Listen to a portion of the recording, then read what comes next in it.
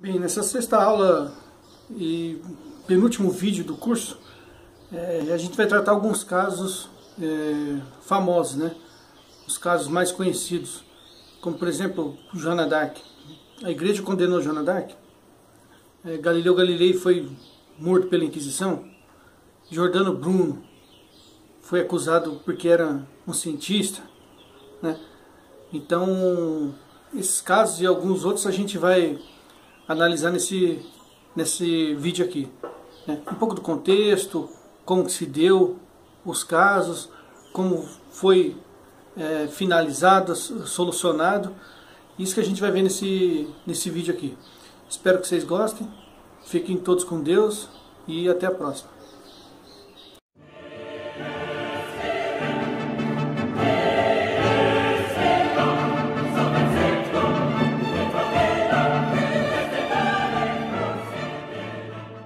Olá, tudo bem? Aqui é o Vinícius Martinez e hoje vou dar continuidade ao curso de Inquisição. Essa é a sexta aula e será tratado casos famosos. Como de costume, uma frase bíblica para abrir a aula. 1 Coríntios, capítulo 1, versículo 10. Rogo-vos, irmãos, em nome de nosso Senhor Jesus Cristo, que todos estejais em pleno acordo e que não haja entre vós divisões. Vivei em boa harmonia, no mesmo espírito e no mesmo sentimento.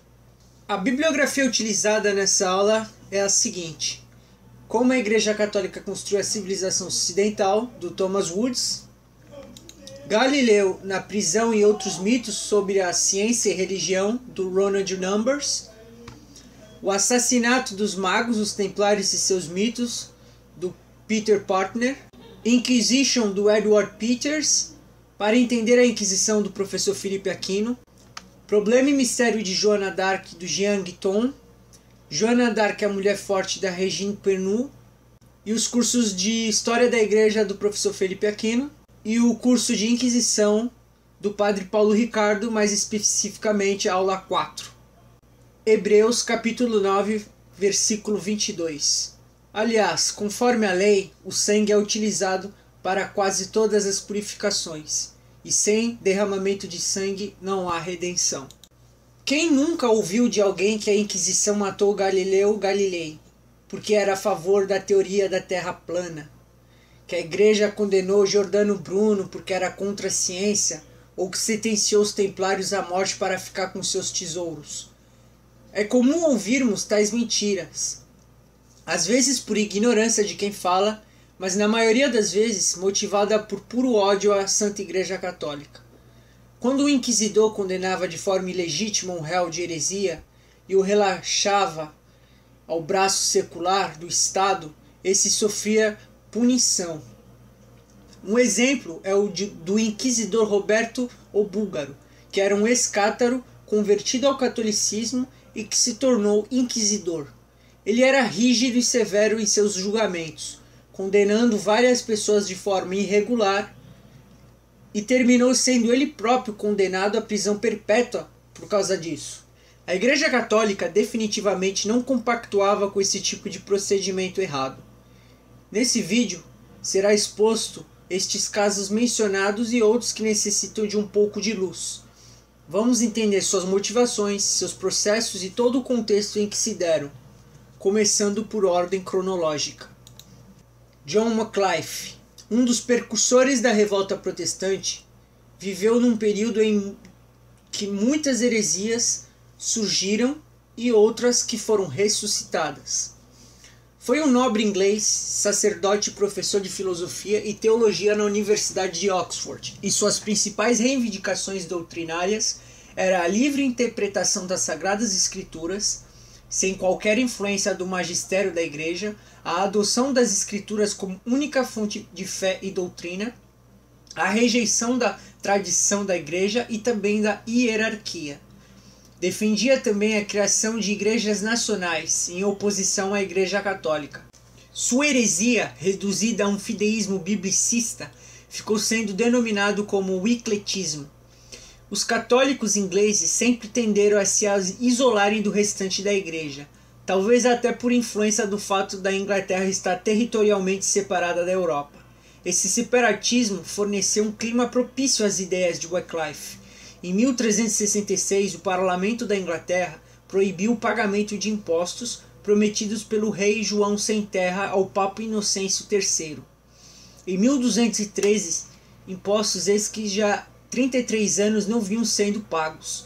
John Wycliffe tomou posição do governo afirmando que os bens temporais são nocivos à igreja e que os príncipes temporais têm o direito de se apossarem desses bens quando os clérigos não o utilizam devidamente. Defendia que o Estado confiscasse todas as propriedades da igreja e se encarregasse do sustento do clero. Essa ideia encontrou apoio facilmente na corte e na nobreza inglesa, já que na Inglaterra estavam ocorrendo muitas dificuldades financeiras em decorrência da Guerra dos 100 Anos contra a França. Observação: a Inglaterra pretendeu roubar da igreja para financiar sua guerra, enquanto que a França quis roubar dos templários. E há quem diga que a igreja mandava e desmandava nessa época.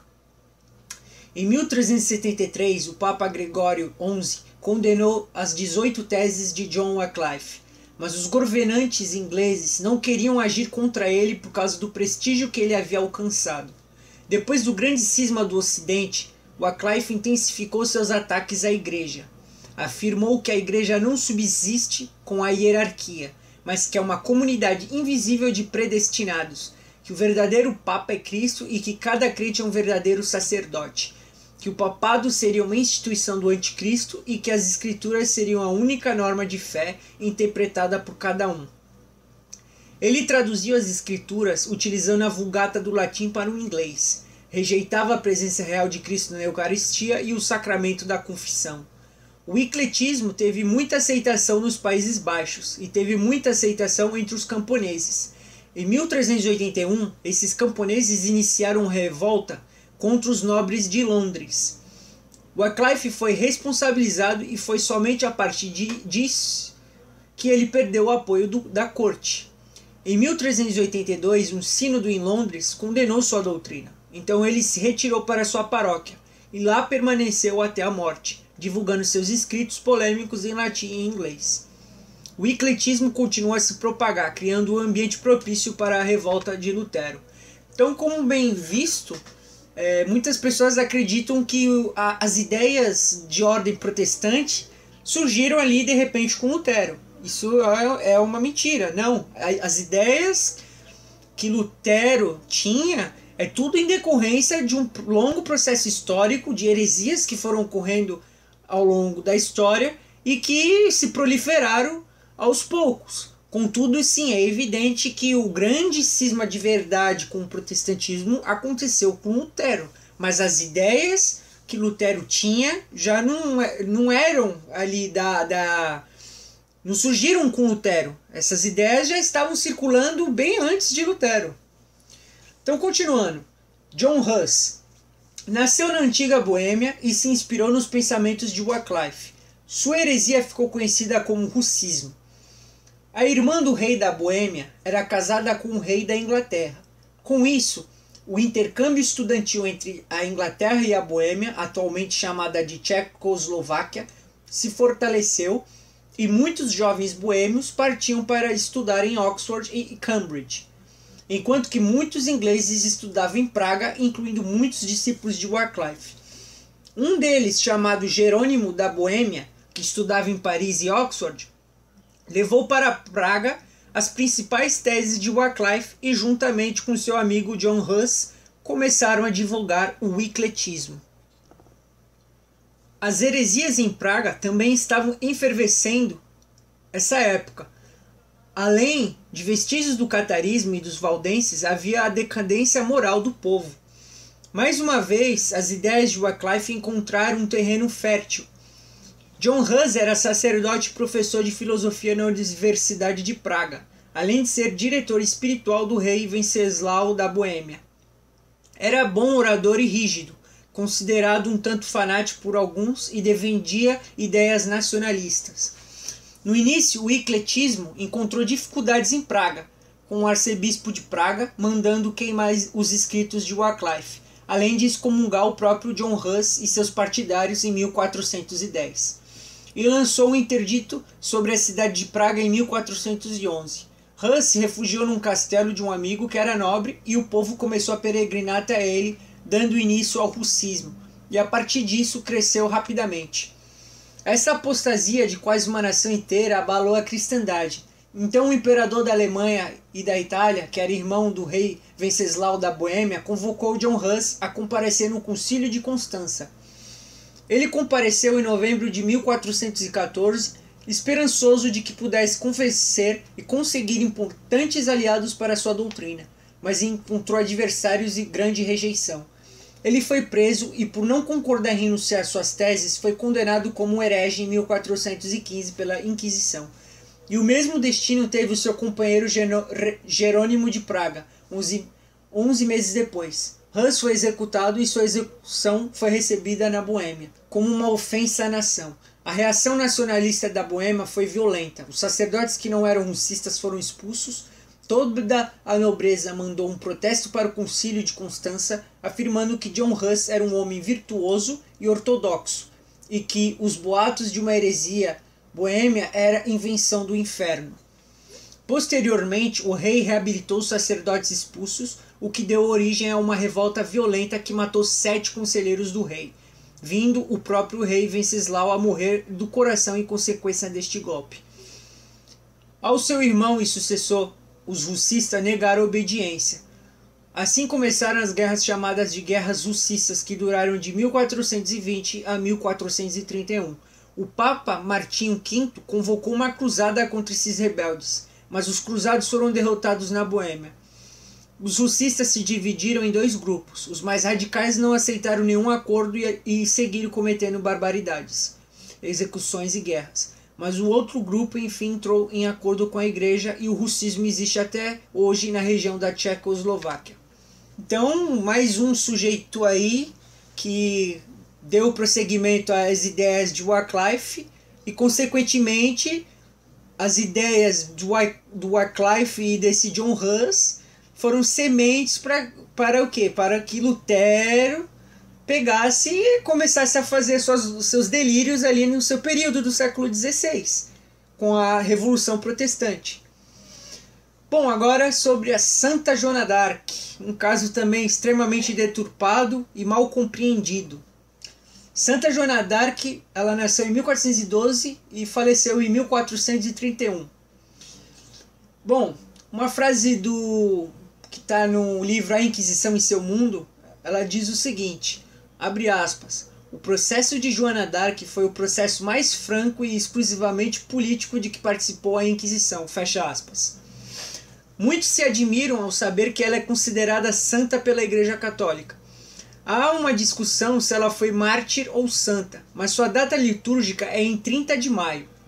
Mas hoje, vendo todo o rumo que a história tomou depois dos acontecimentos que a cercam, podemos ter certeza que a sua luta pela independência francesa da Inglaterra foi algo extremamente benéfico para a Igreja. Caso essa independência não acontecesse, hoje a França, chamada pela Igreja de Filha I, seria uma nação anglicana. Como bem sabemos, a França foi a primeira nação a ser realmente cristã, ali com Clovis no século VI, né, mais especificamente no ano 500, onde havia ali tanto Clovis como a Santa Clotilde, né, que realmente fizeram a França como já bem dito, a filha primeira, né, ela foi realmente a primeira nação cristã que existiu. E como em relação a esse acontecimento da independência da França, né, se ela não tivesse ganho essa independência, a França teria se tornado protestante e as consequências disso ao longo da história teriam sido devastadoras. Mas graças à divina providência isso não aconteceu. Infelizmente hoje é bem sabido que a França se tornou uma nação apóstata. Mas no passado, em outrora, né, a França foi grande. Continuando. Desde muito jovem, ela ouvia vozes que não sabia distinguir, mas que posteriormente identificou como sendo São Miguel Arcanjo, Santa Catarina de Alexandria, Santa Margarida de Antioquia, e essas vozes lhe davam uma missão que parecia impossível. No último vídeo sobre as cruzadas, nós vimos os exemplos das cruzadas das crianças, onde jovens também diziam que estavam sendo guiados por Deus para lutar em nome da igreja e depois foram quase todos mortos sem obter sucesso algum. Por isso se fez muito necessário o dom do discernimento em casos como estes. A França estava dividida desde a época da invasão viking, onde a Normandia, a parte norte da França, era dominada por um vassalo inglês. Depois de uma série de sucessões da coroa, chegou a época em que viveu Joana sem saber quem realmente era o governante daquela nação. O rei da Inglaterra dizia que era o legítimo herdeiro do trono. Os franceses se dividiram entre dois partidos políticos, os Borgonhas e os Armagnac. Os Borgonha acabaram por se aliar aos ingleses e isso se deu origem à chamada Guerra dos 100 Anos, que na realidade durou 116 anos. Os nacionalistas, ou Armagnacs, queriam eleger seu rei e manter a independência francesa. Nesse momento, a adolescente Joana recebe a missão divina através das vozes que ela ouvia de ir até o herdeiro do trono Delfim Carlos VII e lhe dizer que ela recebera uma ordem divina de conduzir os exércitos franceses à vitória e ele pudesse finalmente ser coroado rei. No século XV, uma mulher adolescente. Isso lembra muito a história de Davi ao se apresentar a Saul. Joana chega na presença do herdeiro, mas este está disfarçado em meio aos nobres, enquanto o outro toma seu lugar e tenta enganá-la. Ao ser apresentada ao falso herdeiro, ela se virou em direção a Delfim, caminhou até ele, se inclinou e lhe disse qual era a sua missão divina. Ela foi então submetida a um interrogatório feito por teólogos e por peritas, que constataram inclusive que ela era ainda uma donzela. Constatado que ela era católica, virgem e lúcida, Delfim lhe deu crédito e confiou nela. A partir desse momento, por uma questão estratégica, ela começou a se vestir e se comportar como um homem, afinal de contas ela iria para o campo de batalha, e lá uma mulher chamaria facilmente a atenção, tanto dos inimigos quanto dos companheiros que poderiam assediá-la. Era uma situação evidentemente excepcional. Em sua empreitada, ela conseguiu reconquistar a cidade de Orleans, depois conseguiu conduzir Delfim à Catedral de Reims, onde tradicionalmente eram ungidos e coroados os reis franceses. Lá o rei foi coroado e cumpriu, e ela cumpriu a sua missão. Porém, a guerra continuava. Convenceram Joana a prosseguir, mas em 23 de maio de 1430, ela foi então capturada pelos borgonheses. Logo após a coroação do rei, Joana disse essas palavras: subsistirei por 1 ano ou pouco mais. Os franceses, aliados da Inglaterra, odiavam Joana a tal ponto que chegaram a queimar viva uma mulher apenas por ter elogiado a santa Joana d'Arc. Filipe III, duque de Borgonha, sabendo da prisão, enviou as cartas às cidades leais, dizendo: para a alegria de nosso bendito Criador, a mulher chamada de donzela foi aprisionada e com ela presa. Serão conhecidos os erros e a louca crença de todos que ficaram favoráveis aos feitos dessa mulher. Os borgonheses venderam Joana para os ingleses pelo preço de 10.000 francos e a levaram para a cidade de Rouen, onde deveria ser julgada. Se ela morresse, poderia se tornar uma mártir francesa, mas se ela sobrevivesse, deixaria a mensagem para os franceses de que Deus estava ao seu lado. Decidiram queimá-la na fogueira como bruxa, para que o povo soubesse que suas vitórias não foram obras de Deus, mas do demônio. Após ser presa, Joana disse: as vozes me diziam que eu seria presa antes de chegar a Saint-Jean e que se fazia necessário ser assim. Me pediam para que eu aguentasse firme e que Deus me ajudaria. Eu pedi inúmeras vezes as minhas vozes para que me dissessem a hora da minha prisão, mas elas não me disseram. Se eu tivesse sabido a hora que eu seria presa, de maneira nenhuma entregaria-me facilmente. Ela foi julgada na diocese de Rouen, num processo totalmente nulo de acordo com os parâmetros da Inquisição. Seu processo, manipulado pelo poder inglês da época, a revelia da Santa Sé. Conforme nos relatado no livro Joana d'Arc, a Mulher Forte, da Regine Pernoud, abre aspas, não um personagem, pelo menos no século XV, sobre a qual estejamos melhor e mais abundantemente documentados. É surpreendente o número de autores e de obras que, a propósito de Joana d'Arc, viram as coisas da história.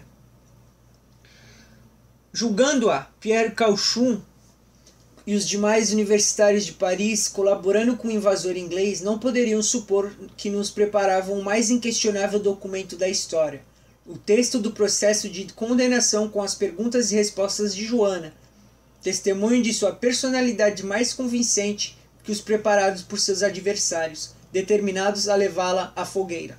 Fecha aspas. O bispo de Beauvais, Pierre Cauchon, aliado dos ingleses, foi o principal culpado por sua morte. Chegaram a fazer 10 sessões de tribunal, nas quais Joana não estava sequer presente. Ela não foi ouvida, e quando finalmente ela foi ouvida, tudo já estava armado para condená-la. Com os ingleses pressionando o bispo francês para que a condenasse, não foi difícil achar pretextos para processá-la na Inquisição. Suas mensagens do céu forneciam argumentos para a acusação de bruxaria e heresia. Cauchon assumiu a presidência desse tribunal, convidando o vice-inquisidor de Rouen para compor esse júri, juntamente com um grande número de jurados, todos devidamente aprovados pela Inglaterra. Ao todo, foram 113 juristas que foram coagidos pela Inglaterra a participar do julgamento, sob a ameaça de represálias, caso recusassem. 80 deles pertenciam à Universidade de Paris. Tudo isso para dar ares de legitimidade ao julgamento. O bispo Cauchon não tinha autoridade jurisdicional sobre Joana d'Arc, por não ser seu bispo diocesano e nem a condição de legado pontifício. Ele não poderia ser seu juiz. A Santa Sé não fora informada sobre a instituição desse tribunal. Com isso, podemos concluir que não foi um tribunal da Igreja quem condenou a Joana à morte, mas um tribunal manipulado pelos ingleses e apoiado pelos franceses da Universidade de Paris. Com o processo encaminhado, a jovem sofreu maus tratos físicos e morais, submetida a interrogatórios capciosos que visavam arrancar-lhe a confissão de heresia e superstição. Respondendo sempre com simplicidade e nobreza, chegando a apelar inclusive para o Santo Padre o Papa, ela dizia: "Peço que me leveis à presença de Nosso Senhor, o Papa.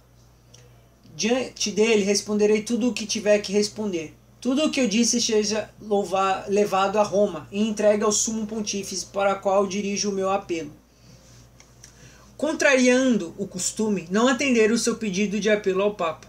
O duque de Borgonha Filipe III tentou comprá-la oferecendo 6.000 libras. A escritora francesa Regine Pernoud assegura a natureza fraudulenta do processo desde a primeira sessão.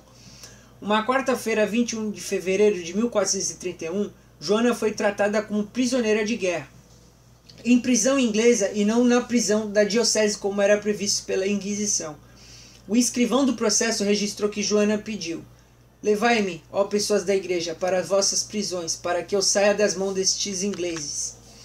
Joana pediu para se confessar com Cauchon, mas esse negou a ouvi-la, pois se assim o fizesse, teria que inocentá-la em seguida.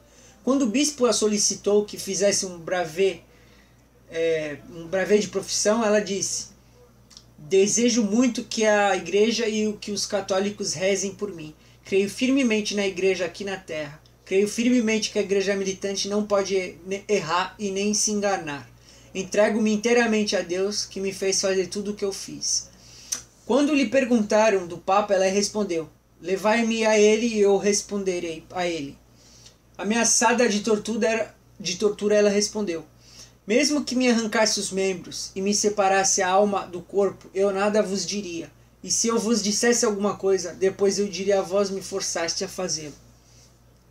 Deram-lhe um texto de 6 ou 7 linhas para assinar, mas depois modificaram o texto, transformando-o em uma carta de 44 linhas em latim. Cauchon a fez ser condenada mesmo estando em prisões inglesas. Ela foi então queimada na fogueira de 30 de maio de 1431, aos 19 anos de idade. 2 frades franciscanos lhe comunicaram a sentença, aos quais Joana respondeu angustiada: "Meu Deus, tratam-me tão horrível e cruelmente que só falta meu corpo inteiramente puro ser consumido e transformado em cinzas. 1000 vezes preferiria ser decapitada ao ser queimada. Meu Deus, se eu tivesse ficado na prisão da igreja a qual estava submissa, eu não teria chegado a uma situação como essa. Eu denuncio diante de Deus, o grande juiz, as enormes injustiças e arbitrariedades que tem praticado contra mim."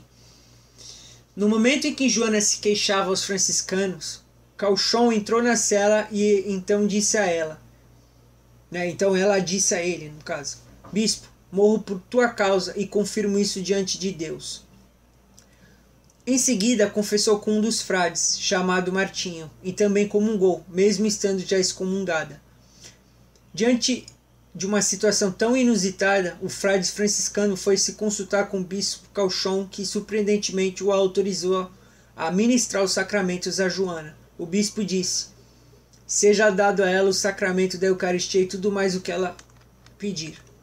O frade que a atendeu disse, enquanto Joana rezava e proferia piedosas lamentações, fui fortemente pressionado pelos ingleses para fazer ela morrer logo. Joana pediu uma cruz. Um inglês a fez com 2 pedaços de madeira e lhe entregou.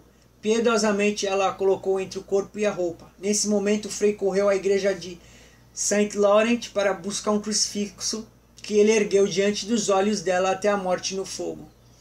Joana, entre as chamas, não parava de clamar pelo nome de Jesus e proclamar o seu santo nome.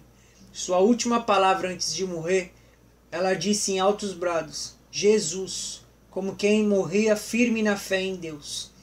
18 anos depois, o rei francês conseguiu expulsar definitivamente os ingleses de Paris e seu processo foi revisto. Quando enfim um papa reviu seu processo, percebendo que o processo era nulo, tanto no processual quanto no conteúdo, ele declarou nulo o processo e reabilitou Joana d'Arc. Foram ouvidas 115 testemunhas que a conheceram, para verificar se sua condenação foi justa ou não. No século XX, ela foi beatificada por São Pio X. Em 1909, canonizada pelo Papa Bento XV. Em 1920, foi proclamada padroeira da França. Em 1922. Os ingleses foram definitivamente vencidos na Batalha de Patay em 17 de abril de 1436. A França foi unificada e se tornou independente da Inglaterra. O exemplo de Joana mostra que temos santos dos dois lados, tanto santos inquisidores como santos condenados. Isso serve também para os adversários da Igreja perceberem que nós não canonizamos a Inquisição. Não vemos nela algo perfeito sem erros, onde a incensamos ou a veneramos. Nós católicos somos um pouco mais inteligentes do que eles imaginam. O suficiente para olhar para um período da história e julgá-lo a partir do seu contexto, assumindo seus erros e acertos. Joana dizia que preferia empunhar seu estandarte do que a sua espada. E realmente Joana participou das batalhas, quase sempre como incentivadora, não entrando em confronto direto propriamente dito. Ademais, seria realmente inconcebível uma moça, de 19 anos de idade estar em linha de frente combatendo um monte de cara. Então tem gente que acha que ela era uma guerreira no campo de batalha. Não, ela não foi. Ela realmente participou sim nas batalhas, mas nunca de linha de frente. Ela estava mais ali na linha auxiliar, inspirando as pessoas, os homens que estavam ali com ela, que ela era vista como líder ali. Então, não formemos essa imagem de que ela era um grande guerreiro feminino, não. Enfim, continuando. No livro da Regine Pernuy, abre aspas. Quando eu tinha mais ou menos 13 anos, ouvi a voz de Deus que veio ajudar-me a me governar. Na primeira vez tive muito medo e me veio essa voz num verão. No jardim de meu pai, por volta do meio-dia, foi depois que ouvi essa voz por 3 vezes que eu percebi que era a voz de um anjo, que me ensinou a me conduzir bem e frequentar a igreja. Me disse que era necessário que eu viesse à França. Na primeira vez tive dúvida se era São Miguel que vinha a mim, e nessa vez tive muito medo. Eu vi muitas vezes até saber que era São Miguel Arcanjo. Antes de tudo, me dizia que eu era uma boa menina e que Deus me ajudaria. Entre outras coisas, ele me disse para eu vir em socorro ao rei da França. O anjo me falava da piedade que existe no reino da França.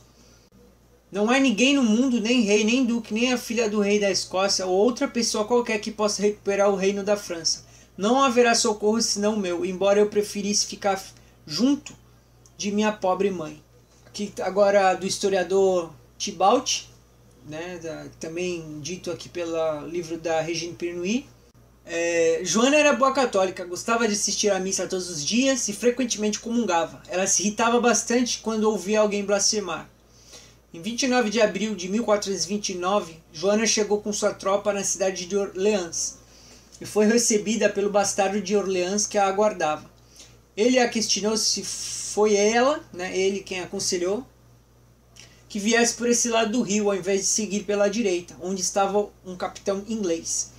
Ela lhe respondeu num tom severo em nome de Deus: o conselho de nosso Deus é mais sábio e mais seguro que os dos senhores.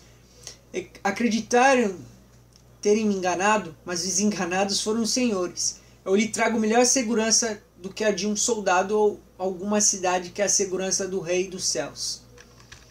Então, realmente, como vimos, esse caso da Santa Joana d'Arc, ele foi um caso de pura deturpação, de pura pilantragem política, e que foi acreditado, infelizmente, por muitos inimigos da igreja, como um caso em que a igreja em si cometeu um erro gravíssimo, condenando uma pessoa inocente à fogueira, quando a gente viu que realmente a igreja não teve nada a ver com isso. Foram homens pilantras que participaram desse processo completamente nulo. Ademais, a Santa Joana d'Arc foi grandiosa. O fato dela ter sido objeto da providência divina, um instrumento de Deus de verdade, fez com que a história fosse conduzida a outros rumos, com a independência da França, porque se realmente a França tivesse sido pega ali pela Inglaterra, porque lembremos-nos, a Inglaterra viria a se tornar uma nação apóstata bem cedo, lá com a Revolução Protestante, com Henrique VIII, as consequências seriam severas. Já a França ia durar mais tempo, ia demorar mais tempo para se tornar apóstata. Então, realmente, Santa Joana d'Arc foi injustiçada. E a igreja sabe muito bem disso, e a igreja não tem nada a ver com esse processo pilantra e fajuto que fizeram contra essa grande santa. Continuando. Girolamo Savonarola, nascido em Ferra, Itália, entrou para a Ordem dos Dominicanos aos 22 anos. Viveu na época em que surgiram o humanismo e a renascença, onde a corrupção do clero e dos costumes da época o impressionaram. Em contrapartida, Savonarola mostrou-se dos mais fiéis e observantes de sua regra no convento, praticando com fervor a oração e a penitência.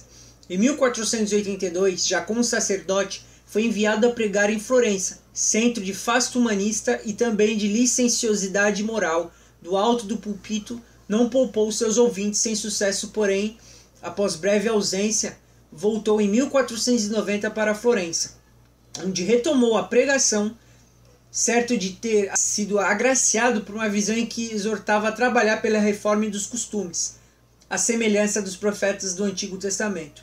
Dessa vez logrou pleno êxito. Não havia igreja que comportasse a multidão de seus ouvintes. Milhares de pessoas as enchiam com horas de antecedência, aguardando o aparecimento de um fradezinho de rosto pálido, testa enrugada, nariz aquilino, olhar penetrante e inflamado, que ao falar parecia realmente um profeta severo e incisivo do Antigo Testamento.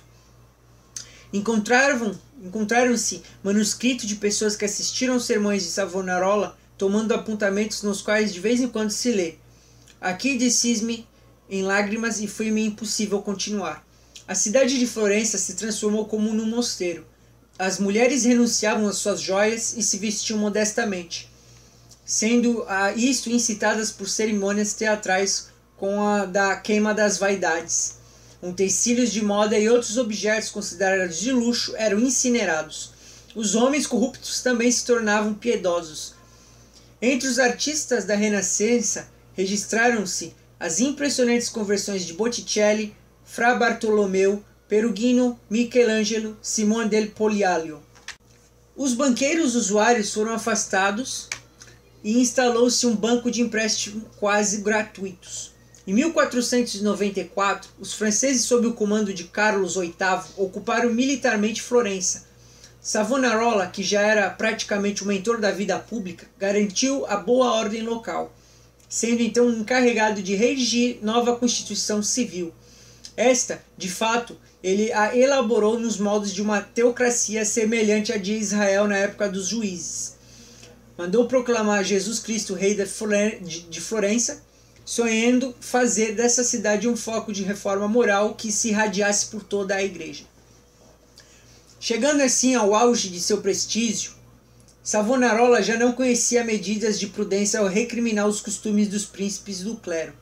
Julgava-se agraciado por aparições de anjos, via os céus entreabertos, ouvia vozes que o estimulavam, viajava ao paraíso como embaixador dos florentinos, e a estes transmitia a mensagem de Cristo e de Maria e etc. Durante alguns anos, Florença esteve sob regime ditatorial, quase terrorista, para policiar os costumes públicos. Eram lançados pelas ruas florentinas grupos de adolescentes aos quais se dava a palavra de ordem: fazer loucuras por amor a Cristo. As esposas reconhecia-se o direito de entrar no convento sem licença do respectivo marido. Os filhos que denunciassem os pais por alguma culpa moral eram felicitados. Um regime parecido com o adotado por Calvino em Gênebra, posteriormente. Aqui já começamos a notar que suas decisões não estão mais em harmonia com os ensinamentos da igreja. Então, vemos que problemas que acontecem, por exemplo, num presente, vamos supor que lá na época do Calvino, né? Elas não surgem em vão. Sempre tem alguma origem esses problemas. Então, pode-se dizer que esse Savonarola aí foi meio que um mentor indireto do João Calvino, né? Que ele instalou aquele regime de terror lá, protestante calvinista, que era exatamente isso que o Savonarola acabou fazendo. Um cara que, obviamente, assim, pelo que se dá a entender, começou com boas intenções, mas acabou se tornando um louco, né? Entrou em delírio total e começou a fazer asneira. Continuando, enquanto o pregador se ocupava com a reforma dos costumes apenas, o Papa Alexandre VI não o admoestou, mas quando entrou em temas políticos, provocou a intervenção pontifícia. O profeta, entre aspas, anunciava que Carlos VIII da França seria o salvador da igreja e que a aliança de Florença com o monarca francês era coisa desejada por Deus. Ora, Alexandre VI era contrário à política de Carlos VIII, em parte porque ele, seguindo errôneas ideias conciliaristas, propugnava a convocação de um concílio universal para julgar e depor o Papa. Vale a pena ressaltar que nessa época Florença pertencia ao chamado Estado Pontifício, né, ou Estados Papais, que era governado pelo Sumo Pontífice. Este, em julho de 1445, intimou Savonarola a prestar contas da origem divina de sua pregação em Roma. O frade, porém, recusou-se, alegando saúde fraca e as perturbações da ordem pública que sua ausência causaria em Florença. Alexandre VI proibiu-lhe, então, que continuasse a pregar, tendo obedecido durante algum tempo. Então, o dominicano recomeçou em 1496, censurando os costumes da Cúria Romana e apregoando a necessidade de se reunir um concílio ecumênico, o que redundaria em novo cisma da cristandade. O Papa ainda tolerou até que ao 12 de maio, né, de 1497 proferiu a excomunhão sobre o religioso recalcitrante. Após breve silêncio, Savonarola voltou a pregar e a celebrar a missa, alegando que a excomunhão era inválida diante de Deus e dos homens, pois dizia: Alexandre VI nem sequer era Papa, vista sua múltipla indignidade moral aos moldes dos sedvantistas de hoje. Então, é realmente um cara que ficou louco, enlouqueceu, subiu para a cabeça. Continuando, quando os florentinos perceberam a obstinação do seu grande mentor, começaram a se voltar contra ele. Fundando o partido dos Arabiati, ou Compagnaci, em oposição a Savonarola, resolveram, segundo os costumes da época, desafiá-lo a submeter-se à prova de fogo. Em 7 de abril de 1498, o pregador deveria passar incólume, habilmente e tal, sendo até então delegado para sofrer a prova um dos seus companheiros, do frade Domenico. Antes, porém, que este entrasse na senda perigosa, iniciou-se um debate em praça pública para saber se o herói tinha ou não direito de levar através do fogo um crucifixo ou o Santíssimo Sacramento. Entretanto, veio uma chuva e a multidão dispersou decepcionada. Savonarola acabara de perder seu prestígio. No domingo de Ramos, 8 de abril de 1498, o povo invadiu o convento do profeta, né? E levou prisioneiro Savonarola juntamente com 2 irmãos de hábito, o frade Domenico e o padre Silvestro. A senhoria de Florença, movida de animosidade contra o acusado, quis julgá-lo diretamente. A revelia do Papa Alexandre VI, que desejava fosse Savonarola enviado para Roma. Apenas 2 legados pontifícios obtiveram licença para assistir ao julgamento. Isso caracteriza esse tribunal como sendo nulo aos moldes da Inquisição, pois instaurado sem o devido consentimento do Papa. O processo terminou com a condenação do profeta, que aos 23 de maio de 1498 foi executado pela força com seus 2 companheiros de infortúnio. Os cadáveres foram queimados e as cinzas atiradas no rio Arno, para que os admiradores não tentassem recolher as relíquias. Essa condenação não pode ser atribuída ao Papa Alexandre VI. É preciso deixar claro que a autoridade de Florença, movida por uma animosidade contra ele e atendendo ao clamor popular, o julgou diretamente à revelia do Papa, que o queria em Roma. O frade dominicano, com seus costumes austeros e sua palavra destemida, logo após a morte, pareceu a não a poucos cristãos ter sido um autêntico santo. Em alguns conventos da Toscana, na Itália, em 1499, se celebrava sua festa solene sem autorização da Igreja. No entanto, nem todos os santos compartilharam esses sentimentos, como atestou o Papa Leão XI, em 1483. O seguinte: estou certo de que São Pio V, hoje ele é São Pio V, na época ele era Pio V, de santa memória, teria corrigido todos aqueles que guardam a devoção a Savonarola, pois ele o reprovava, chegava a nutrir dúvida sobre a reta fé desse varão. Outros julgavam que Savonarola representava ao menos tipo do santo leigo, isto é, do herói que quer libertar a consciência e a sociedade civil de toda a tirania, em particular contra a autoridade religiosa em Roma. Uma terceira opinião é de que pessoas que consideravam Savonarola como um dos precursores do protestantismo. O próprio Lutero, ao publicar em 1422 um comentário sobre Savonarola, atribuiu a ele o título de mártir e afirmou: Cristo o canoniza por nosso intermédio. Ainda em 1860, os protestantes colocaram sua imagem sob o túmulo de Lutero, na cidade de Worms, na Alemanha. Há também os adversários de Savonarola que o consideram impostor, fanático e louco. O famoso jurista Lombroso, por exemplo, classificava entre gênero e mente capo. Continuando, agora sobre o Giordano Bruno, um dos maiores charlatães que já existiu, inclusive um cara que é visto como mártir da ciência erroneamente, uma visão bizarra que criaram a respeito desse charlatão. Vamos ver o que de fato foi Giordano Bruno e o que aconteceu com ele. Então, Giordano era um italiano que seguia uma moda de sua época considerada herética chamada hermetismo, que consistia em seguir manuscritos fraudados de antigos egípcios que adoravam o deus Thoth, também conhecido como Deus Sol. A atribuição de que Giordano defendia o heliocentrismo por questões científicas é desconhecer a sua biografia. Então ele era considerado um herege para os padrões da época. Ele inclusive defendia que a Igreja Católica deveria voltar a seguir essa religião antiga dos egípcios. Para agravar ainda mais sua situação, ele era frade dominicano e por conta de suas ideias, foi expulso da ordem dos dominicanos.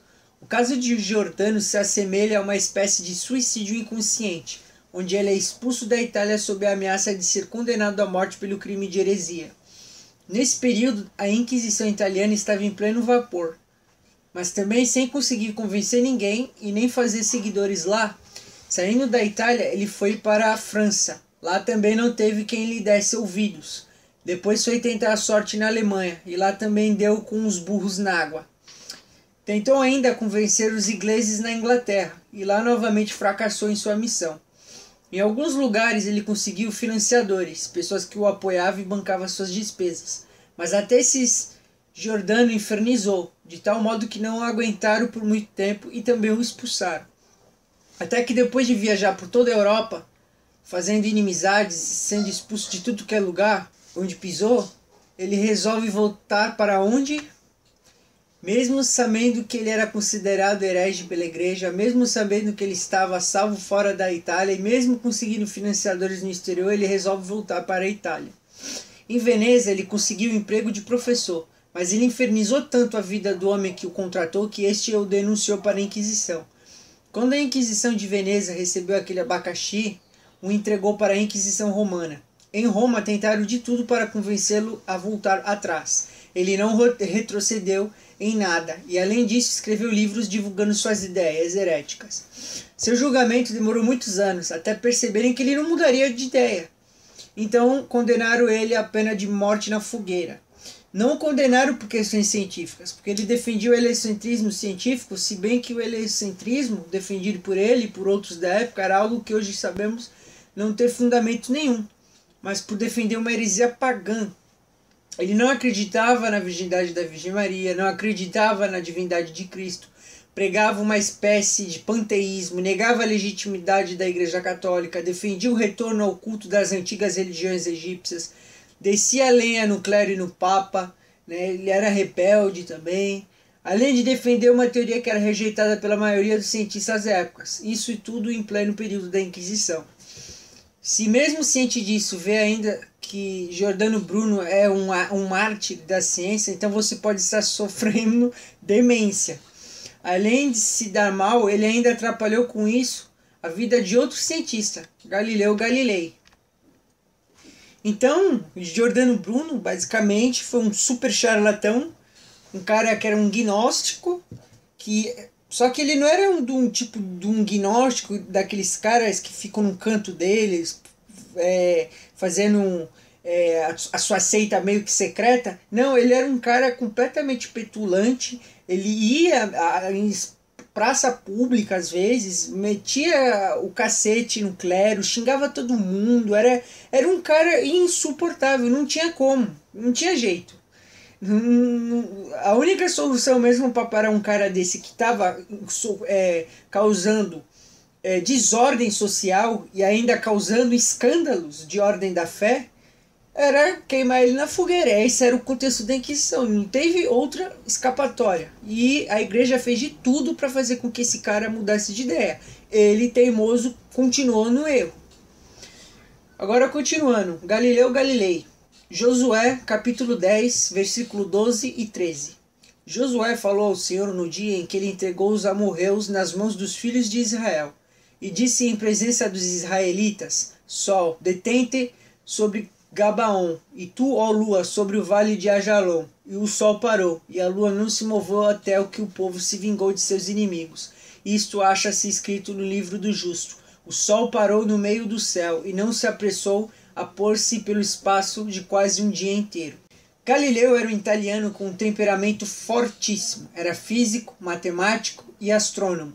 Era discípulo de Copérnico, que desenvolveu o sistema heliocêntrico, mas que em seus escritos nos deixa em dúvida se o que fazia era mesmo ciência ou era aquilo que Giordano Bruno fez, que foi desenvolver o hermetismo. Todavia, sabemos hoje que o heliocentrismo defendido por todos esses senhores não procede. Ao contrário do senso comum, o heliocentrismo defendido por Copérnico, Giordano e Galileu não se limita a afirmar que a Terra orbita em torno do Sol, mas em afirmar da mesma forma que o hermetismo faz com seu Deus Sol, que o Sol é o centro de todo o universo. Provar isso já seria impossível, mas a grande maioria da comunidade científica da época se daria por satisfeita se Galileu provasse ao menos que a Terra gira em torno do Sol. O problema é que ele nunca conseguiu provar nada, e não foi por falta de oportunidade. Ninguém se negava a participar de debates com ele. Então vários debates aconteceram e em todos eles Galileu foi refutado. O Papa João Paulo II formou em 1982 uma comissão especialista para investigar o caso Galileu.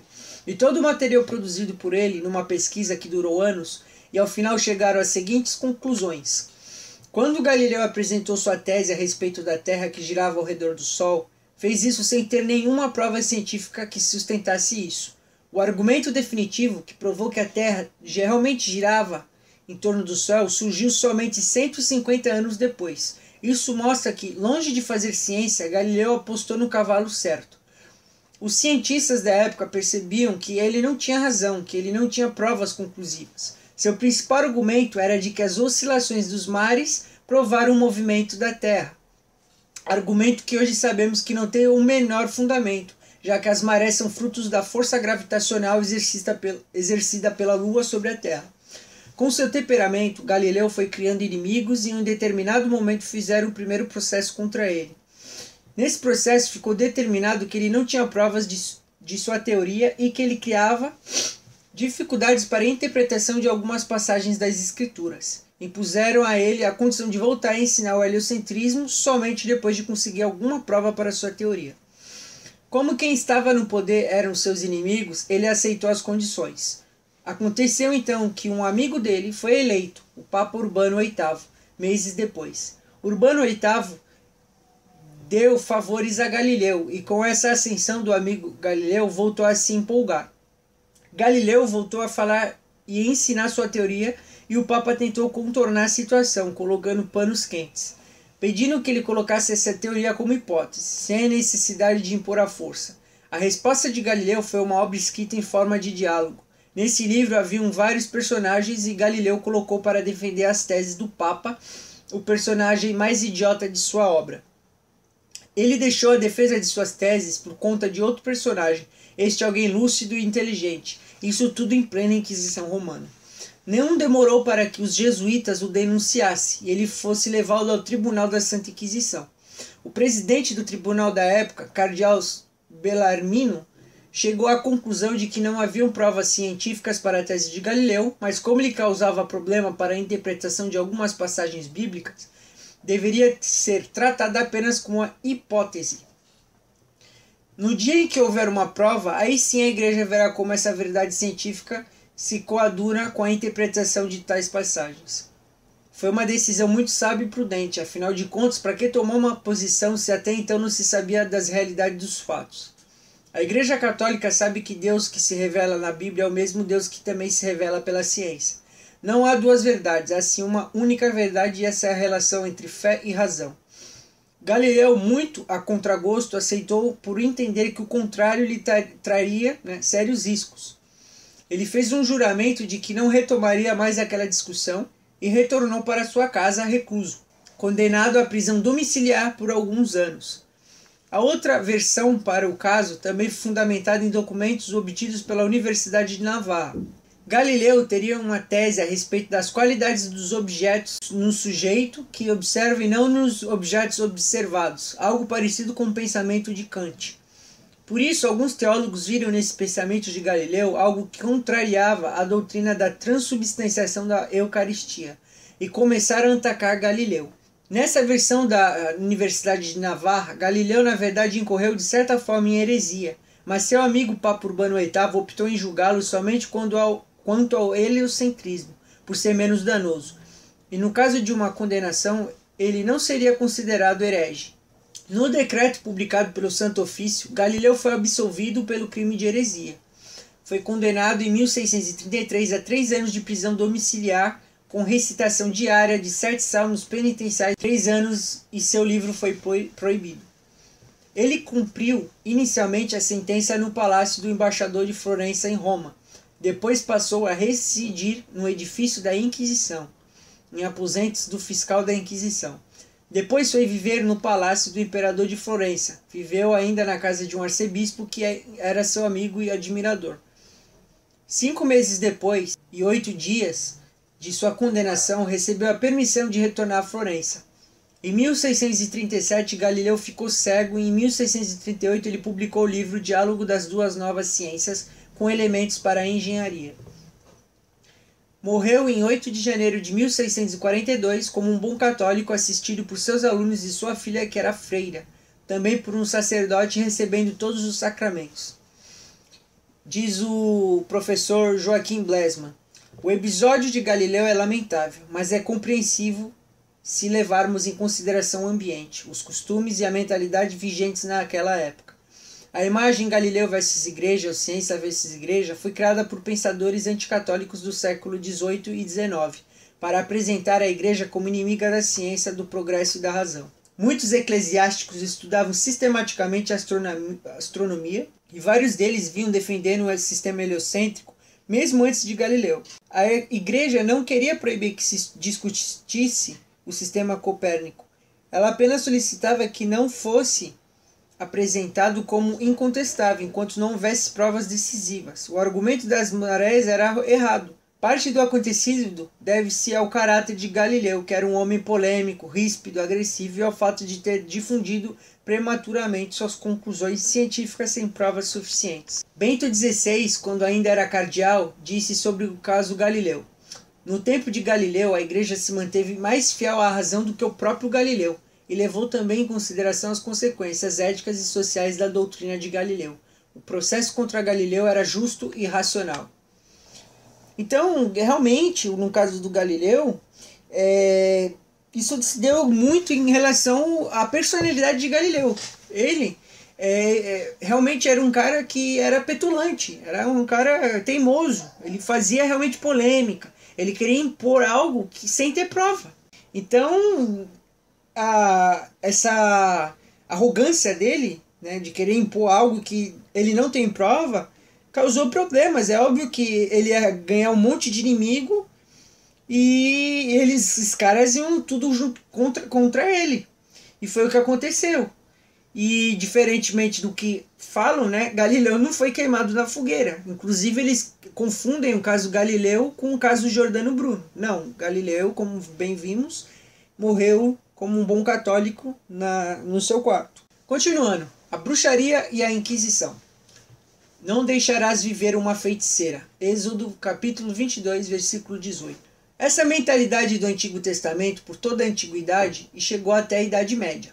A magia era então um crime segundo o Código Civil na maioria dos reinos, o culto à superstição, o sortilégio, a alquimia, o culto ao demônio e pactos com ele feitos durante o sabate, que era uma espécie de missa negra. A crença da magia e nas bruxas que perdura até a atualidade sempre existiu em tempos antigos e medievais. A justiça leiga combatia a magia, perseguia os magos e as bruxas e a legislação reprimia isso.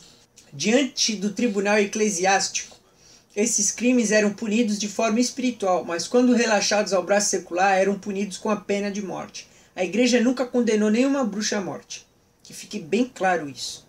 Esses povoas acreditam, né, as pessoas, elas acreditam realmente que as bruxas tinham poderes sobre a natureza, conseguindo provocar temporais, estiagem, enchentes, dentre outras catástrofes. Conseguiam isso com a ajuda de demônios e tudo isso gerava sérios problemas morais, sociais e religiosos. Com isso, os bruxos e feiticeiras causavam medo e tiravam proveito da população, além de realizarem outros trabalhos como envenenamento, homicídios, infanticídios, orgias, entre outros. Negociavam feitiços para matar animais e plantações para prejudicar pessoas com cegueira, doença ou morte. No sabate se realizava à meia-noite a missa negra com imagens sacras e a imagem de Satanás sobre o altar com bruxos e bruxas reunidas na presidência do diabo em forma de um bode. Começava a festa quando todos deviam beijar o traseiro desse animal, seguiam comidas e bebidas fartas em meio a orgias e depravações sexuais, inclusive com os demônios presentes. E era a voz corrente que também se procedia o sacrifício ritual de crianças. Isso se consta na Inquisição em seu mundo. Também temos no Simpósio do Vaticano uma afirmação. É preciso cuidado ao recorrer ao diagnóstico psiquiátrico para explicar a bruxaria, porque a maioria dos que se dedicavam a isso eram pessoas perfeitamente normais, apenas influenciadas pelo ambiente em que se viviam. Assim, a bruxaria e a magia eram encarados como grandes perigos morais e religiosos e perturbavam a pureza da fé cristã. É preciso dizer que Lutero proclamava ódio aos possuídos pelo demônio, que, no seu entender, deviam ser lapidados antes de enviados à fogueira, e o mesmo foi o pensamento de Calvino. Isso mostra a cultura da época que atingia a todos. Em nossos dias, nenhum teólogo afirma que o demônio pode efetuar um ato sexual. Ele é puro espírito. Os antigos, porém, tinham dificuldade de conceber um espírito puro e isento de corpo, ainda que etéreo. Os estoicos imaginavam o pneuma divino como algo de corpóreo a penetrar o mundo material. Os judeus iam mais longe, admitiam que os anjos tivessem pecado sexualmente com mulheres, dando ocasião ao dilúvio narrado em Gênesis. Na tradição cristã, essa concepção esteve presente até o fim da Idade Média, como se vê, mas nunca foi dogma de fé, apenas tese comum. Mas como o povo assim pensava e acreditava na existência de incubos e sucubos, demônios machos e fêmeas, respectivamente, que podiam ter relações sexuais com mulheres ou homens, reagia energeticamente contra esse grande mal, ou faziam de boa fé, embora estivessem errados. Por feitiçaria ou bruxa, entendia-se naquela época uma mulher que tinha relação sexual com um demônio, né, masculino, incubus, ou um homem que tinha relação com um demônio feminino, sucubus. Dessas relações nasceriam filhos enfeitiçados e malvados. Essa mentalidade surgiu com os povos pagãos do norte, os bárbaros celtas, mas penetrou fortemente no cristianismo na Idade Média depois que o rei Carlos Magno dominou os anglo-saxões do norte. Ali havia as feiticeiras druidas. Essa crença muito antiga se espalhou por toda a Europa, cristã num tempo em que a superstição ainda se misturava com a fé da igreja. A bruxaria era algo visto como terrível. A igreja combatia essa superstição e condenava a perseguição às bruxas. Em 19 de abril de 1080, o Papa Gregório VII enviou uma carta ao rei Joacom da Dinamarca em que condenava e perseguia bruxas, né, existentes naquele país. Esta carta está no artigo do professor Gustav Henningsen, Atas do Simpósio do Vaticano, na página 595. Nela, o Papa São Gregório VIII censurou o rei da Dinamarca por ter mandado queimar mulheres acusadas de bruxaria, queixando-se de culpar certas mulheres de causar tempestades e epidemias e todos os males e matá-las de modo bárbaro. Bom, uma nota de rodapé aqui. Na demonologia, de fato, existem os demônios do tipo sucubus e incubus. São demônios que atacam, eles são demônios de ordem sexual, eles fazem a tentação sexual no homem, só que antes, na Idade Média, eles acreditavam que quando um demônio sexual atacava uma pessoa, de fato, ocorria um ato sexual, um corpóreo. Realmente o imaterial se tornava material. E a gente bem sabe que demônios são por espírito. Então, os ataques de sucubus e incubus, eles são de ordem espiritual, não são de ordem física, né? Contudo, na Idade Média, acreditava-se que realmente, quando se tinha esses ataques demoníacos de demônios do tipo sexual, que são demônios que têm ênfase em tentar o homem na parte da luxúria, eles acreditavam que o demônio se materializava e realmente tinha sexo ali, fazia um sexo realmente verdadeiro, material, corpóreo, né? Contudo, não é verdade. De fato, sim, tem casos de incubos e sucubos na demonologia, a gente pode bem estudar isso. Inclusive, eu fiz um vídeo a respeito disso. Contudo, realmente deve ser levado salientado, tá? Continuando, o Papa pediu ao rei que ensinasse o povo que aquelas desgraças eram vontade de Deus, as quais deveriam ser aplacadas com penitências e não castigando as mulheres. Um beneditino, em Wengenstefan, revoltou-se contra a execução de 3 mulheres acusadas de bruxaria e disse que elas foram mártires da loucura do povo. Em 1280, a pedido do bispo de Valência, na Espanha, Arnaldo Villaneuve, redigiu um tratado contra essas aberrações. Isso mostra que não partiu e nem começou com a igreja a ideia de lançar as bruxas na fogueira, mas era uma iniciativa do povo e dos governantes. 10 anos depois, se tentou no Reino Católico da Hungria, por edito de lei, acabar com a crença nas bruxas, em decreto promulgado pelo rei Colomon. Houve queima de bruxas pelo povo em 1024, em 1071 e em 1277. Em 1153, um viajante árabe, Abu Hamid, visitou Kiev e descreveu como as bruxas eram submetidas às ordalhas da água. Aquelas que se mantinham nas superfícies eram declaradas bruxas e queimadas. As que se afundavam ficavam limpas e eram colocadas em liberdade. Também na Rússia, a igreja condenou a crença nas bruxas. Durante um período de fome em Vladimir, de 1271 e 1274, o bispo Serapião pregou contra a ordalha da água e condenou como superstição o costume de atribuir a causa de catástrofes naturais às bruxas. A Crônica de Graz, na Áustria, em 1115, fala de 30 mulheres que foram queimadas no mesmo dia pelo povo sem a anuência da igreja. O certo é que, muito ao contrário do que se crê, as perseguições às bruxas não foram por iniciativa da igreja, mas manifestação de uma crença popular, cuja bem documentada existência se remonta às mais longínqua antiguidade. Há novos testemunhos sobre a perseguição de bruxas sem o consentimento da Igreja. E ainda não encontramos nada sobre as bruxas nos primeiros manuais do Santo Ofício. Entende-se que isso era fruto da falta de conhecimentos científicos que hoje temos e também por causa dos grandes sofrimentos do homem medieval, pestes, guerras, doenças, invasões bárbaras, saques, etc. O misticismo acabava vendo no demônio quase o único culpado de todos os males. Daí o rigor para punir quem tivesse parte com ele. Assim, bruxos e bruxas se tornaram como que os bodes expiatórios para o povo desabafar seus males. E caso pode ficar de exemplo de como a Igreja e o Estado agiam diferentes em relação à prática da magia. Em 15 de outubro de 1346, a Inquisição de Exilles, na França, sentenciou um mago por 4 delitos, confesso e arrependido. Ele recebeu apenas penitência de jejuns e peregrinações, mas a corte de magia, civil também, o processou e o condenou à morte por 15 delitos, dos quais citamos os seguintes: teve relações com o demônio, renegou a Deus e pisou a cruz com os pés, escutou os conselhos do demônio, o demônio proibiu-o de beijar a cruz. Estes 4 delitos são mencionados nas sentenças dos 2 tribunais, mas o tribunal leigo continua. Compôs pós mágicos, cometeu malefícios e assassinou crianças, foi ao sabate e cometeu envenenamentos. A maioria do povo era supersticioso. A pureza do evangelho ainda não havia dominado a cultura e as pessoas viam nos magos e bruxas seus maiores inimigos. Por isso praticavam inúmeras violências e mortes, dessas na fogueira, contra a vontade da Igreja. Alguns adversários da Igreja falam absurdamente em milhões de bruxas queimadas na fogueira da Inquisição. É uma acusação anti-histórica, como ficou clara no Simpósio do Vaticano.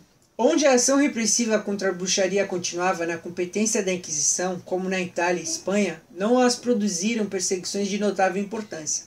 Só depois da cisão religiosa pela Revolução, a Reforma Protestante, principalmente no século XVII, elas deviam primeiro na Alemanha e propagadas dali nos demais países no norte, celebrar suas horrendas orgias. O inquisidor Kramer, em um dominicano, que por volta de 1474 foi nomeado inquisidor em Salzburgo e no Tirol, em 1500 foi nomeado núncio papal e inquisidor para a Boêmia e Morávia. Também dominicano, o Sprenger, foi prior do convento da ordem em Colônia e nomeado inquisidor para as províncias de Colônia, Mainz e Treveres. Em 1480, tornou-se diretor de toda a província germânica da ordem. Kramer e Sprenger redigiram o Malleus Maleficarum, o Martelo das Bruxas, com mais de 500 páginas. Em 1520 já havia 3 edições. O livro se propõe a mostrar as manifestações da bruxaria para os juízes, magistrados e autoridades seculares. Fornece fórmulas de exorcismo. Tornou-se um manual para os inquisidores e era aceito não só pela legislatura católica como também protestante. O Malleus Maleficarum dizia: o manual refere-se a várias práticas de bruxaria, no caso. Crianças que são assassinadas, cozinhadas e comidas nos sabates das bruxas, o espetamento de alfinetes em imagem de cera, o sexo com o demônio, incubos, sucubos, etc. Em consonância com a bula de Inocêncio VIII, em 1486, afirma que: esta, pois, é a nossa proposta. Os demônios com sua arte causam maus efeitos por meio da bruxaria. Mas é verdade que sem a ajuda de algum agente não podem fazer nenhuma forma. E não afirmamos que pode afligir danos sem a ajuda de algum agente. Mas com um tal agente, doenças e quaisquer paixões ou males humanos podem ser causados. E estes são reais e verdadeiros. A partir do século XV, a bruxaria cresceu a tal ponto que a igreja passou a ver nela uma seita que realmente adorava o demônio e fazia mal às pessoas. Então, entre 1431 e 1439, o Concílio de Basileia fez a definição de bruxaria. Não foi a Inquisição que iniciou a perseguição às bruxas, mas a justiça civil nos Alpes e na Croácia. A legislação à caçada das bruxas se deve às exigências do povo, diante do qual sucumbiram primeiro os tribunais civis, depois, pouco a pouco, teve a igreja que se adaptar a essa corrente. A Inquisição não deve ter se envolvido com as bruxas até o século XV, e que é fantasia imaginar que a Inquisição mandou para a fogueira milhões de mulheres. Para uma inquisidora Cecília afirmou: não conhecemos nenhuma queima de bruxa correspondente a esse tribunal. Os tribunais eclesiásticos foram muito mais indulgentes do que os tribunais civis. Dos 125 mil processos de sua história, a Inquisição Espanhola condenou à morte 59 bruxas. Na Itália foram apenas 36 e em Portugal 4. Se somarmos estes dados, não chegamos sequer a 100 casos, contra as mais de 50 mil pessoas condenadas à fogueira pelos tribunais civis, e um total de 100 mil processos civis e eclesiásticos celebrados em toda a Europa durante a Idade Média.